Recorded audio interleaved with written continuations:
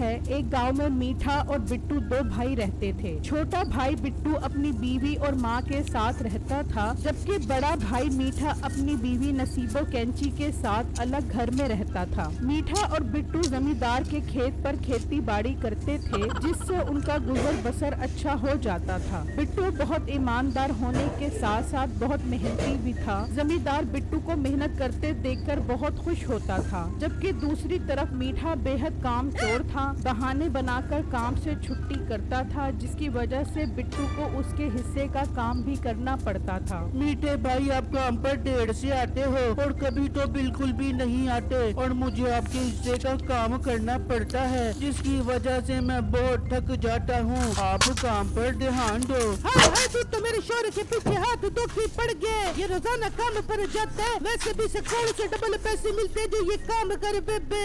हाँ नसीबो, तू ठीक बोल रही है। मैंने भी सोच लिया है कि मालिक से कहकर अपनी तनख्वाह बढ़ाऊंगा। अगर जमींदार ना माना तो मैं काम छोड़ दूंगा। पर मीठे भाई, जब आप ज्यादा मेहनत करोगे तभी तो मालिक तनख्वाह बढ़ाने के बारे में सोचेगा। और मोटे, मुझे ज्यादा भाषण मत दे। चल मेरे पुत्र यहाँ से निकल। बिट्टू वहाँ से चला जाता है तो नसीबो कैंची कहती है, मीठे, वैसे तूने बिट्टू को ठीक जवाब दिया। अच्छा मीठे, बहुत भूख लग रही है, कुछ खाने के लिए लेकर आ। कल से कोई अच्छा खाना नहीं खाया। बेगम, थोड़ी देर तक लेकर आता हूँ। अभी थक गया हूँ, थोड़ा आराम कर लूँ। बिट्टू सारा दिन खेतों पर मेहनत करता और शाम को खेतों से ताज़ा सब्जी लेकर घर आता है। बेगम अम्मी जान, आज मैं खेतों से ताज़ा ताज़ा बैंगन लेकर आया हूँ। वाह बिट्टू, आज तो मजा आ जाएगा। मुझे बैंगन बहुत पसंद है। बहू, तू एक काम कर, तू बैंगन का सालन बना। मुझे बहुत भूख लग रही है। ठीक है माँ जी, मैं मजेदार चटपटे बैंगन पकाऊंगी। बिट्टू, आप एक काम करें, जल्दी से मुँह हाथ धो ले, मैं इतनी देर में खाना पकाती हूँ। जबकि दूसरी तरफ मीठा साग लेकर घर आता है। देख बेगम, मैं तेरे लिए सरसों का साग लेकर आया हूँ। बस अब जल्दी से हांडी चढ़ा, फिर दोनों मिलकर खाते हैं। मीठे, ये तू क्या घास फूस लेके आ गया? मेरा आज मुर्गी खाने का दिल कर रहा है, मैंने नहीं खानी ये घास फूस। बेगम, आज साग से गुजारा कर ले। मैं वादा करता हूँ कल जरूर मुर्गी लेकर आऊँगा। ठीक है मीठे, मैं आज साग पका लेती हूँ, पर कल जरूर मेरे लिए मुर्गी लेके आइयो। फिर अगला दिन होता है। मीठा और बिट्टू खेतों पर काम कर रहे होते हैं तो अचानक मीठे को नसीबों से किया हुआ वादा याद आता है और बिट्टू से कहता है, बिट्टू मेरे छोटे भाई, अब मैं घर चलता हूँ। आज मैंने बहुत काम कर लिया है, मैं बहुत थक गया हूँ। अभी तो घर कुछ पकाने के लिए भी लेकर जाना है। ठीक है मीठे भाई, आप जाओ, मैं बाकी काम संभाल लूँगा। फिर वो वहाँ से निकल पड़ता है और रास्ते में सोचता हुआ जा रहा होता है, आज तो नसीबों से मुर्गी लेकर आने का वादा किया था। जेब में 1 रुपया भी नहीं है, मुर्गी कहाँ से खरीदूं?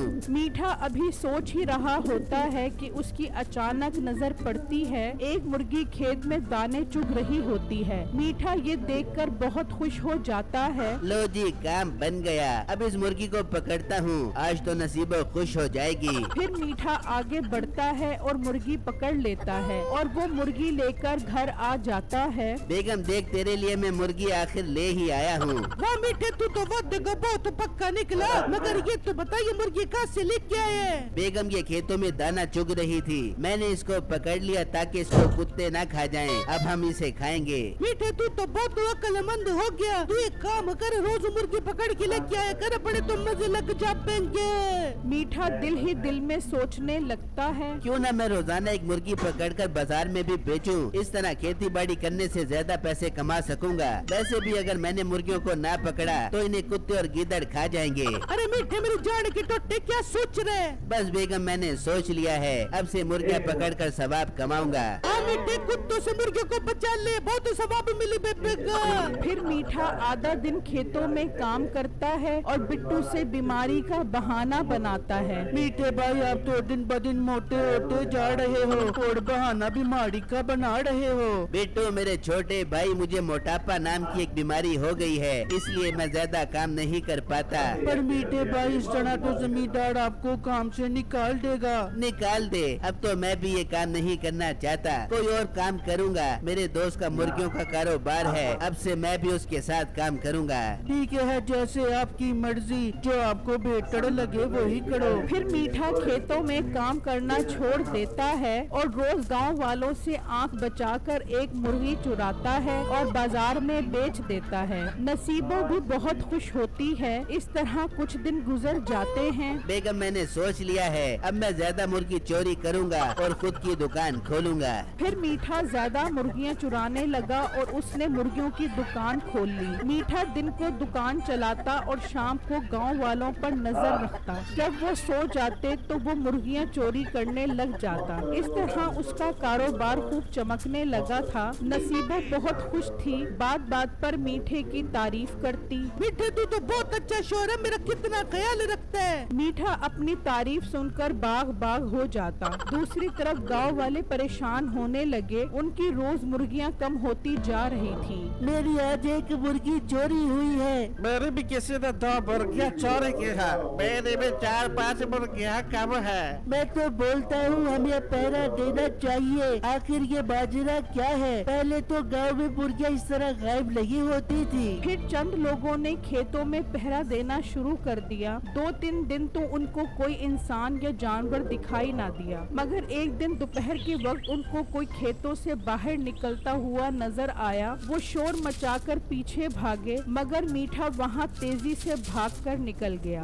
और बोरी में मुर्गियाँ भरकर भागता हुआ घर पहुँच गया। मीठे क्या हो गया तुझे, इतना सांस क्यों चढ़ा हुआ है? तूने कौन सा जिन भूत देख लिया? बेगम आज गांव वालों से बाल बाल बच गया।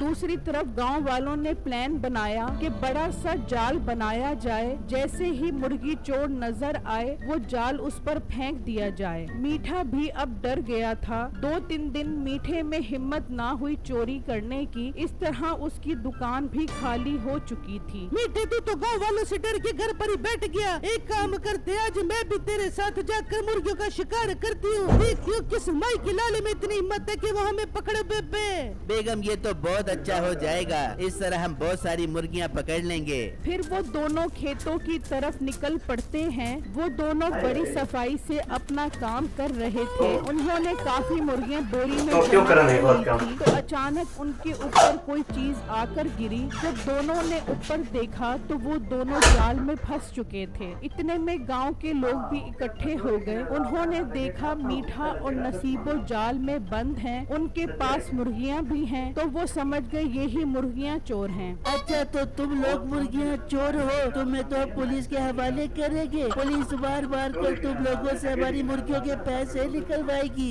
गांव वालों हमें इस जाल से निकालो। हम तो गांव वालों की मुर्गियाँ कुत्तों और गिदड़ों से बचाकर सवाब का काम कर रहे थे। ये खबर बिट्टू तक पहुंचती है तो वो भागा भागा आता है। मीठे और नसीबों को इस तरह देखकर उसे बहुत दुख होता है। मेरे प्यारे गांव वालों, मैं तुमसे माफी मांगता हूँ। इनसे गलती हो गई, इन्हें छोड़ दो। जो नुकसान हुआ मैं पूरा करूँगा। गांव वाले बिट्टू के ईमानदार होने की वजह से उसकी बहुत इज्जत करते थे, इसलिए उन्होंने बिट्टू की बात मान ली और मीठे और नसीबों को छोड़ दिया। बिट्टू मेरे भाई, तुम्हारा बहुत बहुत शुक्रिया, तुमने हमें बचा लिया। मीठे भाई, मैंने आपको बचा तो लिया है, मगर इसकी सजा तो आपको मिलनी चाहिए। आज से आप दोनों खेतों पर जब तक काम करोगे जब तक गांव वालों का नुकसान पूरा ना हो जाए। हाँ बिट्टू, ये तुम्हारा अच्छा फैसला है। फिर मीठे और नसीबों ने खेतों में काम करना शुरू कर दिया और बिट्टू सुकून से लेटकर ये सब देख रहा।